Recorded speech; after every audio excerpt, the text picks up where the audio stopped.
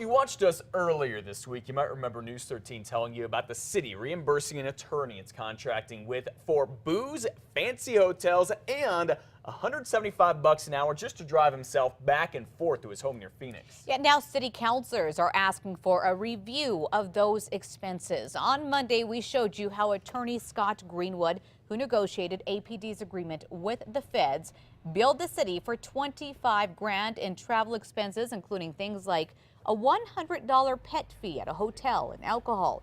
Now, City Councilor Brad Winter is calling out the city departments that approved Greenwood's bills. And it goes through a process, but I think that process failed, and so we need to do a better job. Now, the mayor's office, which hired Greenwood, now says it will personally review his travel expenses to make sure they are not excessive. Well, shocked. That is how some people are feeling after learning that a board that is geared toward creating new jobs and businesses in Albuquerque is not as diverse as the city it's supposed to represent. And now that board is getting a lot of flack from locals and even the city. News 13's Catherine Mazzone spoke to both sides to find out how this could possibly happen. She's live at Central and Broadway with more. Good morning, Catherine. Good morning, Crystal. I'm standing here at the technology hub that the UNM bought to jumpstart the program, Innovate ABQ. The city is expected to pump millions of dollars into the program, but some Albuquerque residents are saying that something's not right. I was shocked and appalled that there were 6 older gentlemen on the board and none of the young and diverse entrepreneurs that we accommodate every single day down here in Albuquerque. Lisa Atkins is the director of 2 business incubators right here in Albuquerque. She was thrilled when she heard about Innovate ABQ.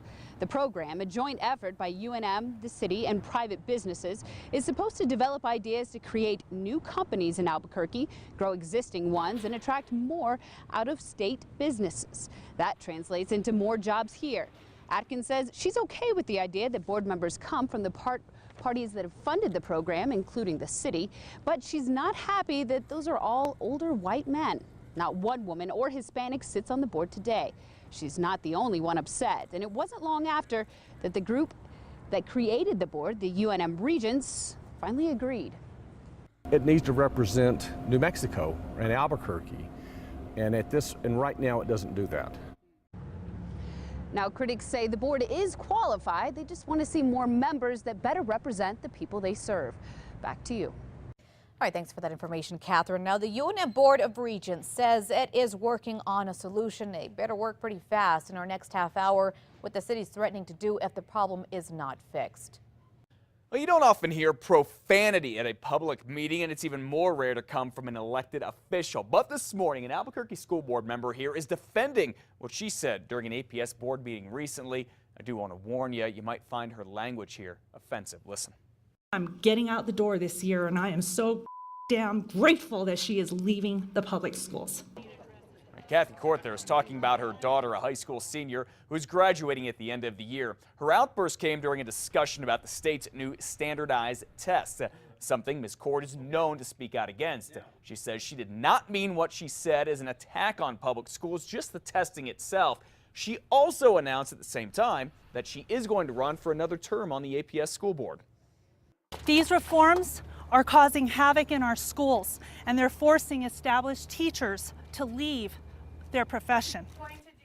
Kathy Cord has also been a vocal critic of teacher evaluations. Test scores make up 50% of those. Crystal?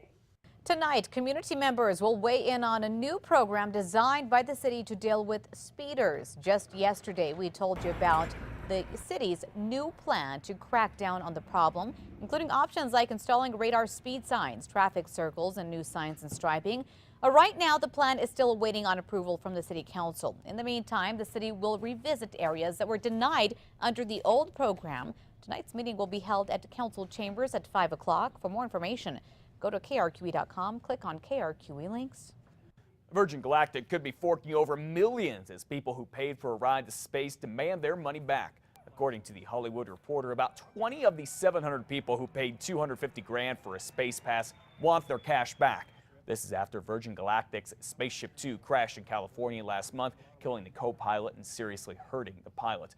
Virgin Galactic plans to start test flights again by next summer and one day fly space tourists from Spaceport America near TRC here in New Mexico. And yesterday, the CEO of the company talked with CNN about safety. How is Virgin Galactic going to convince people that these missions, that these flights will be safe? We're going to test fly this vehicle. We're going to test fly Spaceship Two. We're going to do it a lot, and we're going to make sure that we understand what happened.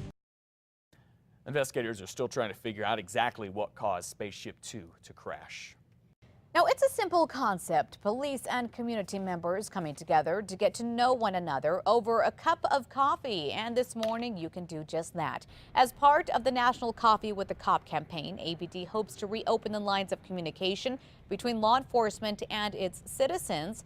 APD officers, they'll be on hand to answer any questions people might have about the department or even police work in general. Coffee with the Cop will be at the Wex restaurant over at 6311 Riverside Plaza Northwest from 8:30 this morning until 10 a.m. And if you're looking for a job, today could be your lucky day. Workforce Connection in Albuquerque is having a huge job fair with 24 companies hiring for more than 100 positions. Everything from blue-collar warehouse workers to highly skilled healthcare workers. The job fair is at Workforce Connection. It's on Mountain near Edith. It goes from 1 to 4 today. And who knows, you may be interviewed right there on the spot. So take a resume. Actually, they tell you to bring a couple of resumes with you and dress to impress. Good luck.